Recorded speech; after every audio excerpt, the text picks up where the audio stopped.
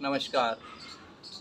आओ जाने क्रम में आज हम बातचीत करने के लिए बैठे हैं ब्रज के बहुत ही सुमधुर गायक, लोक नाट्य अभिनेता और भागवताचार्य पंडित दामोदर शर्मा जी के साथ। आइए उनकी जुबानी हम सुनते हैं संगीत की कहानी।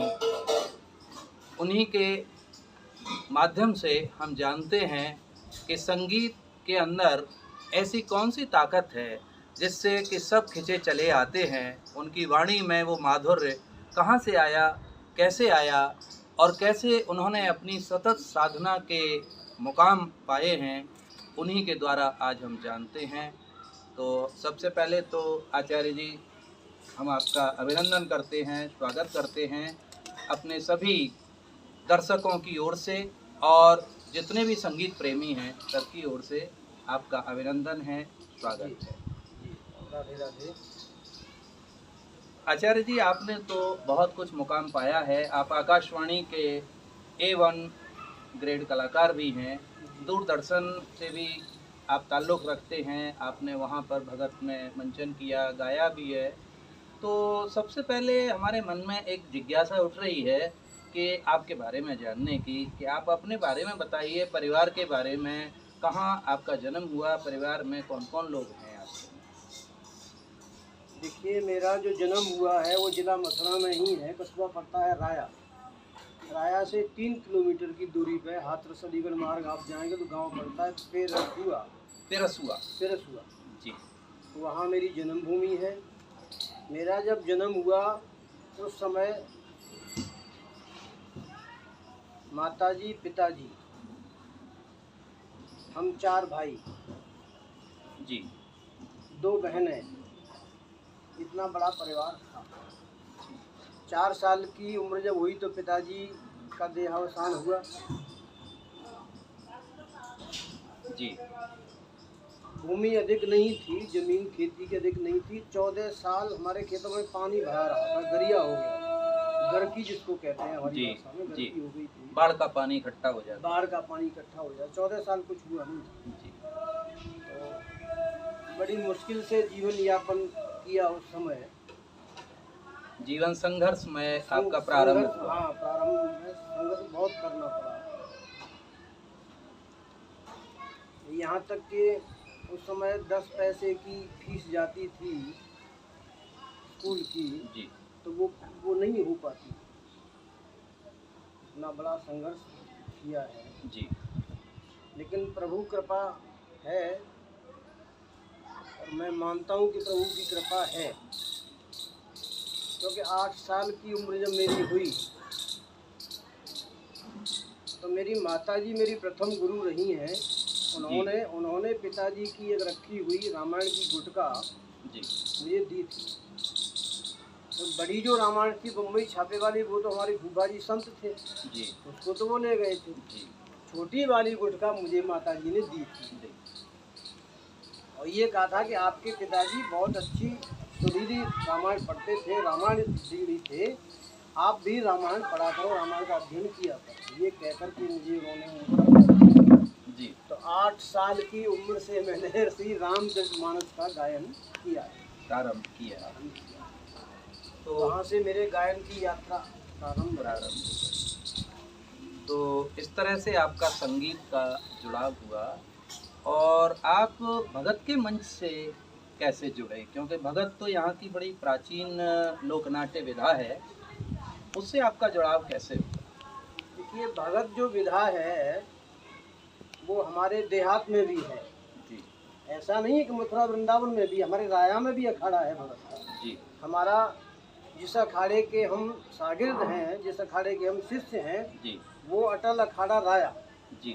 उस अटल अखाड़ा राया में रसिया गायन की भी टीम थी जी, वही भगत विधा की टीम थी जी, और वही रामलीला मंचन की भी टीम थी जी, और वही देवी जागरण जो होते थे वो भी टीम थी। अलग अलग उस्ताद थे सबके। जैसे रसियाबाजी के उस्ताद थे परमादरणीय स्वर्गीय श्री विष्णु स्वरूप गौतम विश्व भैया जी। जी। भगत के जो उस्ताद थे, जो लेखक थे, छैल बिहारी अग्रवाल जी, आदरणीय श्री छैल बिहारी अग्रवाल जी आज भी हैं जी हैं, लेकिन उम्र उनकी काफ़ी है। उनकी लिखी हुई शायद आपने सुनी होगी, आकाशवाणी से बजती है अभिमन्यु, बजती है अभिमन्यु, अभिमन्यु बहुत सुंदर लिखी हुई है, जिसमें आशा जी ने भी गाया है। हाँ, अमरनाथ जी ने भी गाया है, अमरनाथ जी ने गाया है, विष्णु मास्टर जी भी हैं विष्णु उसमें। मास्टर जी ने भी गाया है, विष्णु भैया भी उसमें है। तो ये सब वहीं से हमको मिला। उस समय हमारी उम्र बहुत छोटी थी जब ये मंचन हुआ था। उस समय हम रसियाबाजी अखाड़े में आए थे, उस समय रसिया गायन हम सीख रहे थे। उस समय जिसका मंचन हुआ अभिमन्यु भगत का, तो तुम दिमाग में तो उस समय से थी, लेकिन धीरे धीरे समय बीतता चला गया, कहाँ कहाँ भागना पड़ा। एक दशक मुंबई भी हम रहे, एक दशक मुंबई की यात्रा करते रहे। उसके बाद यहाँ 1991 में जी 1992 में हम जुड़े हैं। परमादरणीय श्री सुखदेव चतुर्वेदी जी जो शास्त्रीय संगीत सिखाते थे जी उनके सानिध्य में हम आए। हमने शास्त्रीय संगीत सीखना प्रारंभ किया। जी धंधा कुछ था नहीं, तो अर्थ प्राप्ति के लिए हम काम ढूंढने लगे थे जी कि भाई काम क्या किया जाए, परिवार का खर्च कैसे चलेगा। शादी हो चुकी थी, परिवार का खर्च कहाँ से चलेगा। तो हमारे भाई हैं, बड़े भाई हैं, अब गुरु भी कह सकते हैं हमको, आदरणीय चमन प्रकाश नागर जी, उन्होंने हमको कमलेश जी से जोड़ा। आदरणीय कमलेश आर्य जी जो है ब्रजसारंग दल चलाती थी जी, उनसे हमको जोड़ा। तो यहाँ हमने विधिवत जो सूचना विभाग के कार्यक्रम इनको मिलते थे, भारत सरकार के कार्यक्रम इनको मिलते थे जी, वो सब कार्यक्रम इनके साथ में हमने किए और यहाँ से हमने गायन सीखा। नौटंकी का भगत विदा की जो बात है, उसी पीरियड में हमारे एक बड़े भाई थे, अटल अखाड़ा के हमारे शिष्य परंपरा में थे, भाई थे आदरणीय गोपी चंद जी प्रेमी मुरसान वाले, वो हमारे बड़े भाई थे, अखाड़े के बड़े भाई थे। तो उनसे हमारा प्रेम था, हमसे बहुत प्रेम करते थे, छोटे भाई की तरह मानते थे। तो उन्होंने हमको जोड़ा था ब्रज कला केंद्र, मथुरा में आज भी चल रहा है, दिल्ली से जो चल रहा है ब्रज कला केंद्र, उसके संस्थापक थे उस समय आदरणीय स्वर्गीय श्री राम नारायण अग्रवाल भैया जी के नाम से मुझे भी उनका सानिध्य मिला है और मैं उन्हीं का ही शिष्य हूँ। और मुझे याद है जब आप पहली बार ब्रज कला केंद्र में आए थे, सन 91 की बात है, 91 और ब्रज कला केंद्र द्वारा भगत हो रही थी मणि अभियोग, श्यामंतक मणि अभियोग। तो उसमें अशोक जी भी आए थे, अशोक भी थे उसमें, छोटा था अशोक हमसे। अशोक जी भी आए थे, आप थे उसमें, गोपीचंद थे, मैना थी, ताराचंद जी थे, बड़े अच्छे नेम सिंह थे उसमें, गोपीचंद जी भी थे, मदन लाल जी पाठक भी थे, कीटम वाले बहुत लोग थे उसमें। तो मेरे सामने की बात है वो, बड़ा अच्छा आपका आगमन हुआ था। एक नाम मैं आपको याद दिलाऊंगा, बेसन वाले कलुआ बेसन बाल मुकुंद कलुआ बेसन वाले, बहुत शौकीन, खिलाने पिलाने में बड़े, अरे जबरदस्ती कहते थे रात को, अरे दूध पियो, इतना घी रखा है, घी खाओ, दूध पियो, मेवा रखिए, बादाम खिलाओ उनको, घोट कर बादाम पिलाओ, तो बादाम दो इनको। और फिर घूम के आ जाते थे। अगर कोई बात करता हुआ मिल गया तो कहते थे बात मत करो, जो खाना है खाओ, पाठ याद करो। तो वो भगत बड़ी ऐतिहासिक। तो वहाँ से हमारी भगत विधा में प्रारंभिक हमारी भगत विधा हुई थी श्यामंतक मणि से। और उसमें जब आपका कार्यक्रम हो गया था तो एक जो लोग निकल रहे थे उनके द्वारा ये कहा गया था कि भाई गोपी के बाद कोई गवैया आया है तो ये नया जो आज गाया है ये अपना जो है झंडा गाड़ देगा, एक दिन बड़ा जबरदस्त गवैया आया। उसके बाद तो आपने भी भगत की थी वहाँ सदर में की थी, आपने हमको काम सौंपा था कालीदह जी, आपने कुछ काम हमको सौंपा था, तो हमने पूर्ण मनोयोग के साथ काम किया था। इस बात में तो साथियों दो राय नहीं है कि हमारे आचार्य जी एक सहृदय हैं। और सबसे बड़ी बात है, कलाकार होना एक अच्छी बात होती है, लेकिन एक अच्छे मन का व्यक्तित्व होना बहुत बड़ी बात होती है। तो इसके आगे की भी हम बात जानते हैं। तो उसके बाद फिर कौन कौन से अखाड़े में और आपका आगमन हुआ? उसके बाद तो फिर जब लोगों को पता चला, उस्ताद लोगों को, जी उस्तादों को, खलीफाओं को, जी संरक्षक लोग जो थे अखाड़ों के, उनको जब पता चला सब अपनी ओर खींचने लगे थे। जी। लेकिन सबसे ज़्यादा प्रभाव हुआ परमादरणीय स्वर्गीय श्री रमेश चंद गौतम जी बीकेडी जवाहर मलखाना वृंदावन, उनका प्रभाव असर हमारे ऊपर किया। वहाँ हम रुके उनके पास में, लगातार 6-7 वर्ष हमने उनके सानिध्य में रह करके रात को 2-2 बजे तक जगते थे और पूरी विधा का हमने उनसे शिक्षा ग्रहण की। एक एक चीज़ उन्होंने बताई कि कैसे लिखा जाता है, कैसे गाया जाता है, भगत विधा का मतलब क्या है, कौन कौन सी भगत उन्होंने की, कौन कौन सी भगत की लेखन उन्होंने किया, लिखना सिखाते थे, कौन सा लोकगीत कहाँ जोड़ना है, कौन सी परंपरा कहाँ रखनी है, वो सारी चीज़ें उन्होंने हमको बताई।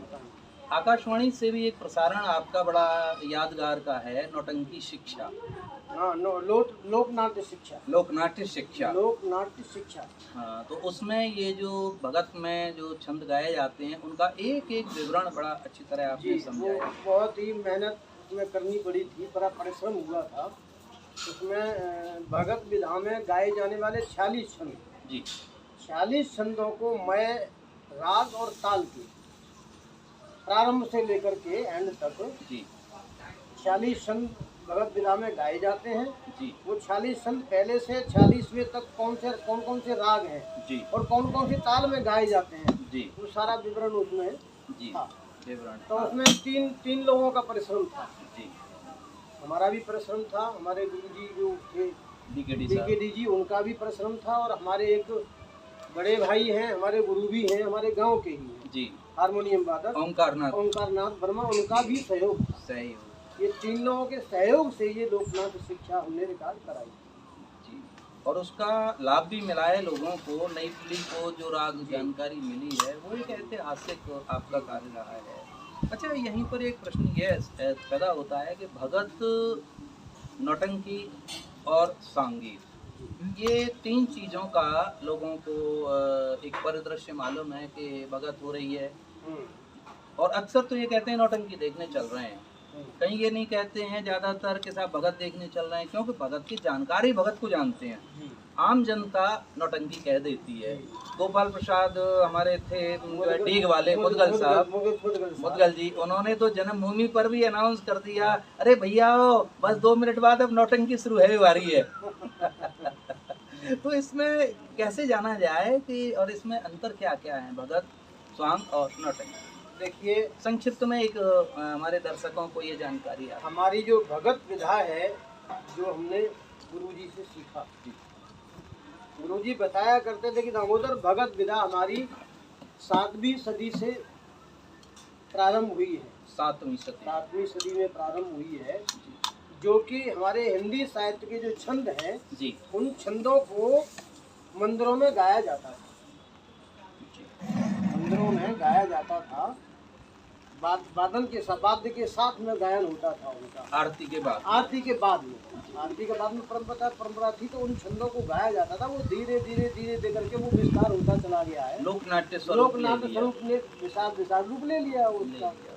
भगत विधा भक्ति चरित्र, जैसे नारद मोह है, मारा गया ब्रह्मचारी है, समंतक मणि है जी, है ना, इस तरह से जो भक्त प्रहलाद है, सत्यवान सावित्री है, ये भगत है, ये राजा हरिश्चंद्र है, ये भगत है, ये भगत विधा कहलाती है।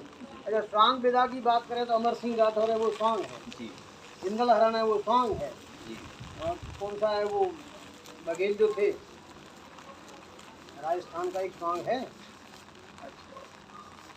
शंकरगढ़ संग्राम, ये स्वांग है, जो वीरता जिनमें है, जिन चरित्रों में भक्ति है, अध्यात्म है, ज्ञान है, वैराग्य है, वो सब भगत है, और जिनमें वीरता है वो स्वांग है।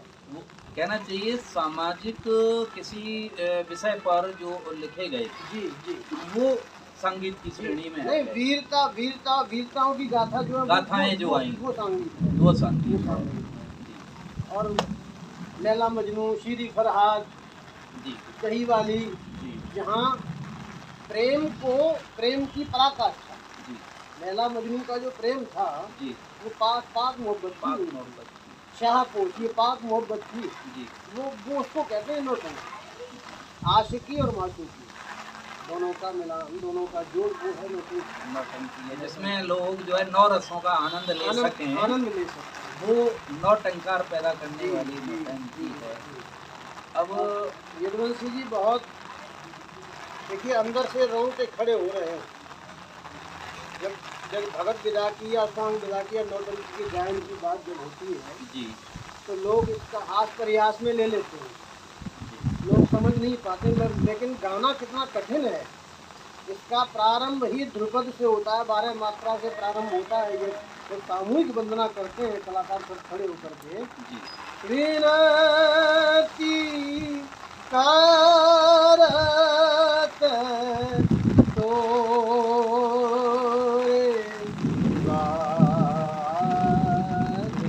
बारह मात्रा से प्रारंभ इसका हो रहा है। जी सारी तालें इसमें बजती हैं। छह मात्रा है, 7 मात्रा है, 10 मात्रा है, सारी तालों का इसमें प्रयोग किया गया। तो इसका गाना इतना सरल नहीं है, बहुत कठिन गाना है इसका। अब कितनी आप भी इसमें हो, आपने कितना कितना कठिन परिश्रम किया है, हमने कितना कठिन परिश्रम किया है, तब जाकर के कुछ इसमें प्राप्त हुआ है। लेकिन आज वर्तमान में ये देखा जाता है कि नौटंकी विधा भी अपना अस्तित्व खोती जा रही है, तो भगत अखाड़ों की क्या स्थिति है? भगत अखाड़ों की स्थिति, वृंदावन में भगत होती है, अभी अच्छा। अभी भगत होती है। आपने देखा होगा सुधनवा 3 दिन की भगत हुई थी, जी सती शिरोमणि राधा 2 दिन की हुई थी, जी इसमें भी हम थे। और ये तो साधना है। साधना। अब देखिए भीगती बारिश में आप पूरी साधना के साथ जो बरसात का है, आनंद लेते हैं। देखिए आप पूरी साधना के साथ हमारे दर्शकों से बात कर रहे हैं, बरसात हो रही है और आनंद ले रहे है ना। हैं। और हमारे जो है कैमरामैन प्रद्युम्न भैया भी भीगते में अपना छाता लगा करके काम कर रहे हैं। तो ये साधना है, संगीत एक साधना है। तो इसमें अखाड़ों में आजकल कुछ बदलाव आया है या वही हमारा जो प्राचीन काल से जो पद्धति थी भगत की, जैसे सोने के जेवरों से असली श्रृंगार करना, ये यहाँ की, और असली मतलब कोई सीन है, मान लो जैसे सुधनवा है, तो सुधनवा में वो जलती हुई उसमें भट्टी में चलती हुई कढ़ाई का एक दृश्य आता वो है। मुझे सुधर्मा का पढ़ने मैंने किया था, जी तो मुझे एक बार तो उस कढ़ाई में जाने से डर लग रहा था, तो वो लाल हो रही थी, जी उसमें करंट लगाए गए थे चारों तरफ से, जी तो मुझे भय लग रहा था भी करंट नहीं है इसमें। जी लेकिन जो उस्ताद थे मुन्ना भैया, विजय मिश्र जी के जी। बड़े मुन्ना भैया, जी उन्होंने इशारा किया ऐसे करके तो हम उसमें कूद गए थे। तो भगत अखाड़ों में वो वास्तविकता जो हम दर्शक दिखाते थे, उसमें कुछ बदलाव आया है आधुनिक, क्योंकि अब चीज़ चल रही हैं। कहीं कहीं बदलाव है, लेकिन उन्होंने जो विजय मिश्र जी ने, आदरणीय विजय मिश्र जी ने जो काम किया, उसमें पूर्ण रूप से प्राचीन परंपरा का निर्वहन किया है। सोने के जेवर देखे थे, जितनी भी लड़कियां थी काम करने वाली, सबको जेवर पहनाए थे, सबको जेवर, कितनी रक्षा सुरक्षा के बीच में लड़कियों को निकाल करके लाया गया, कितनी भीड़ में से लाया गया था।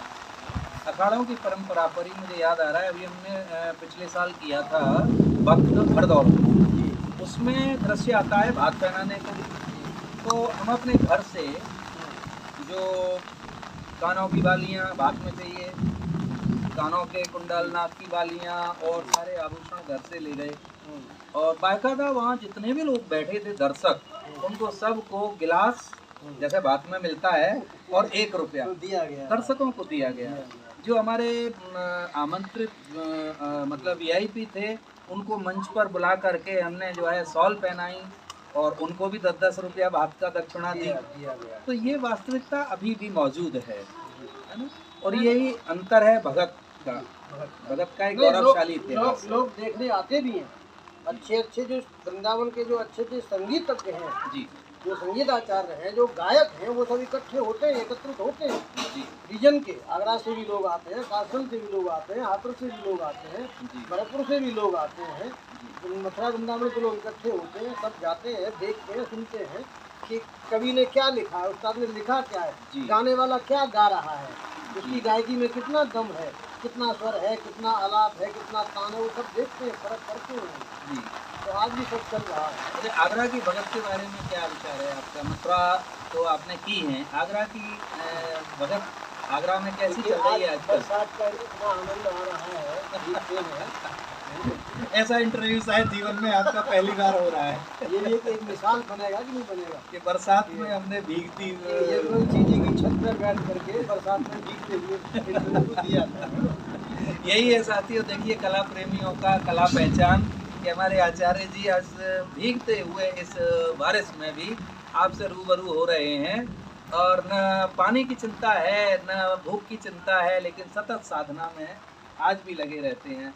तो बात कर रहे थे आगरा की भगत के अखाड़ों के बारे में। आगरा की भगत जो गायकी है, ब्रज की भगत और आगरा की गायकी में थोड़ा सा फर्क छंद तो वही है जी, छंद तो समान है, लेकिन गायकी में थोड़ा फर्क है और लोग बाग अच्छे श्रोता हैं, वहाँ श्रोता अच्छे हैं। अभी वृंदावन भी आपको सुनने के लिए देखो आगरा से कई अखाड़े के लोग आए। गायकी उनकी भी अच्छी है जी, वो थोड़ा रुक करके गाते हैं जी, रुक करके गाना है उनका, आराम एक शब्द समझा करके गाना है। अच्छी विधा परंपरा है उनकी भी अच्छी है। अच्छा, इसमें जब परंपरा की बात आती है आचार्य जी, तो एक प्रश्न मेरे मन में आ रहा है कि हम इस परंपरा को आगे कैसे बढ़ाएं? कौन सा एक तरीका है जो कि ये 7वीं सदी से शुरू हुई, आज जिम्मेदारी हमारे आपके ऊपर भी है, महसूस करें तो। नहीं तो 18 अखाड़े आगरा में काम कर रहे हैं, 24 मथुरा में कर रहे हैं, सब काम कर रहे हैं, लेकिन एक परंपरा की जिम्मेदारी भी है, तो इसको कैसे हम मजबूत बना के आगरा मथुरा को आगे बढ़ाएं? यदुवंशी जी, जब तक हम पूरे मनोयोग के साथ जी, अपनी विधा से प्रेम नहीं करेंगे, यहाँ से हृदय से अंतरात्मा से हमको विधा के लिए नतमस्तक होना पड़ेगा, विधा के लिए समर्पित होना पड़ेगा। हमने जो आप देख रहे हो, आप हमारा आपका परिचय मेरे ख्याल 30 साल पुराना है। हमने जिस विधा को पकड़ा पूर्ण रूप से समर्पित होकर के काम किया है विधा कई विधाएं हमने सीखी है, कई विधाओं में हमने समर्पित होकर के काम किया। केवल हम अर्थ प्राप्ति नहीं कि हम पैसे के लिए भाग रहे हैं, पैसे के लिए भागेंगे तो हम अपनी विधा के लिए काम नहीं कर सकते। ऐसा मिले या ना मिले तो अच्छा है, न मिले तो भी अच्छा है, पैसे के लिए भागना नहीं है। अरे हम अगर विधा के सच्चे साधक हैं जी, विधा के सच्चे साधक अगर हम हैं तो पैसा तुम्हारे पीछे भागेगा जी, पैसा लोग लेके भागेंगे हमारे पीछे। लेके भागते ये संगीत की साधना है, संगीत की साधना का मतलब है ईश्वर से जुड़ना। जी, संगीत का सच्चा साधक वही है जो 24 घंटे में एक बार ईश्वर से अपना साक्षात्कार कर लेता। सच्चा संगीत का साधक वही माना गया, वही सच्चा संगीत है, वही विधा से प्रेम है। अब ये कुछ ऐसे उपाय क्या आपने सोचे हैं या आपके द्वारा किए जा रहे हैं कि ये विधा आगे हम नई पीढ़ी को अर्थात भविष्य को सौंपने का तरीका आपने क्या निकाला है उपाय? हाँ, नए कलाकारों को शिक्षित करना, उनको सिखाना, उनको अच्छी सीख देना, बढ़िया सीख देना। वो बताते हैं कहीं भी कोई कलाकार गा रहा है उसमें कोई कमी है तो मंच पर ही उसको बता देते हैं कि यहाँ ये कमी है, आप इस तरह से गाओ। नए कलाकारों को भी शिक्षित कर रहे हैं, जो सामने आता है कि चौगुला कैसे गाया था, बेहतरीन कैसे गाई जाती है। अभी एक यमुना शुद्धिकरण का कार्यक्रम हुआ था मथुरा में, शायद 19 जुलाई का कार्यक्रम था जी, तो उसमें अधिकतर गाने जो थे फिल्मी पैरोडी थी। उसमें ये बड़ा गलत तो पैटर्न आ गया है कि रसिया में देखिए तो आपने सुना, ख्यालावनी में तो जी चाहे वही फिल्म की पैरोडी। लेकिन हमने वो जो लेखक थे जी, यमुना शुद्धिकरण वाले आदरणीय विपिन स्वामी विस्तर संस्था जिनकी है जी, हमने उनसे कहा स्वामी जी ये तो आप सब लिख दिया आपने, ये तो गवा रहे हो, लेकिन इसमें ठोक क्या रखा आपने? जी, लोक का कुछ रखा आपने जी, तो ये क्या रखे? इसमें चौगुला, बैठती, लगड़ी, लावनी कुछ तो रखिए, ये जोड़िए। तो पुरानी एक लिखी हुई थी, वो कौन से स्वामी की है, वो कौन सी जगत थी, महाराज हुआ था काफी दिन पहले मथुरा में। तो महाराज की एक भेंट थी जमुना जी की, विट्ठल जी वाला महाराज। हाँ, विट्ठल जी वाला महाराज। उस महाराज की जमुना जी की भेंट हमें दिखाई उन्होंने, तो हमने तुरंत पसंद कर ली में ये हम गाएंगे। हमने जो कलाकार थे उनसे हमने पूछा जी, नहीं और कोई गा सकता है इसको, भाई आप गाना चाहते हो आप गा सकते हो जी, तो उसमें जेडी बिलवासी जी भी थे, शालिनी शर्मा जी भी थी जी, एक नई हमारी बच्ची है बेटी है शिखा पाठक वो भी थी और जितेंद्र चतुर्वेदी दीदी थे, सौरभ शर्मा भी थे। हमने सबसे पूछा बोले आप इसको गाना चाहते हो कोई गा सकते हो? बोले हम तो नहीं गा सकते सर, इसको तो आप ही गाइए। भगत का गाना ऐसा नहीं है घर पे गा लेगा। तो हमने कहा इसको आप सीखते क्यों नहीं? जी, अब देखते हैं कि आकाशवाणी पर रिकॉर्डिंग हो रही है, जी, समय के अनुसार ऋतु के अनुसार कोई गीत हमको याद अगर आ गया और वो भगत विवाह से जुड़ा हुआ है तो जो ढोलक वादन कर रहे हैं वो नहीं बजा पा रहे, जबकि ये होना चाहिए। भाई क्लासिकल वादन अलग चीज है जी, एवं संगीत वादन अलग चीज है, लेकिन लोक संगीत वाला जो बजा रहा है, लोक संगीत में जो ढोलक बजा रहा है उसको तो ये विधा आनी चाहिए। पूरा जो है उसको तिया तोड़े तुर्की सब और ये सब आना चाहिए, सब आना चाहिए। कहाँ ठेका लगेगा? अच्छा, वो सीखने का प्रयत्न नहीं कर रहे हैं जब उनको तो कार्यक्रम मिल रहा है। वही एक कारण है कि हम नई पीढ़ी को इस ओर आकर्षित करें, सीखने का उनका मन बने। नहीं, ये हमको सबको मिलकर के काम करना, सरकारी तंत्र जी, और जो प्राइवेट तंत्र जी, जैसे हम लोग हैं उनको दोनों को मिलकर के काम करना पड़ेगा, एक दूसरे से सलाह मशवरा करके जी, तब इसको काम को करना पड़ेगा। बिल्कुल आपका कथन सत्य है। तो साथियों, अभी आपने सुनी संगीत की कहानी हमारे आचार्य दामोदर जी की जुबानी, और आप देख रहे हैं कि भीगते हुए इस बारिश के पानी का भी उनको कोई चिंता नहीं है और पूरे जो है पानी से तरबतर हो गए हैं। एक यादगार एक यादगार आज की मुलाकात है। और जैसा कि अभी कहा आचार्य जी ने कि मिल करके एक सामंजस्य के साथ हमारे प्रदेश की सरकार को भी ये सोचना होगा और केंद्रीय सरकार को भी ये सोचना होगा कि इन विलुप्त होती हुई लोक कलाओं को बचाने के लिए एक ऐसा प्रयास करें जिससे कि हम पुरानी चीज़ों को आगे की पीढ़ी को दे पाएँ। आज की मुलाकात के लिए आचार्य जी आपका बहुत बहुत आभार। इस भीगती हुई बारिश में एक मिलन के लिए अभिनंदन कहूँगा, ये शब्द नहीं है मेरे पास में आपका शुक्रिया अदा करने के लिए। और नई पीढ़ी से बस यही कहना है, जैसा आचार्य जी ने कहा है कि आप आगे बढ़िए, एक कदम आगे बढ़िए, अपने बड़े लोगों से सीखिए कि उनके जीवन के अनुभव क्या हैं और अपने जीवन को सुगम बनाइए, चाहे वो संगीत का क्षेत्र हो, चाहे वो पढ़ाई का क्षेत्र हो। सतत साधना जैसी कि आचार्य जी भीगती हुई बारिश में संगीत के लिए कर रहे हैं, आप भी कुछ करिए। इसी मुलाकात के साथ हम आप सबको यहीं पर अलविदा कह रहे हैं। अगली मुलाकात के लिए बहुत जल्दी आपके सामने होंगे आचार्य जी के साथ में। तब तक के लिए नमस्कार। नमस्कार, राधे राधे।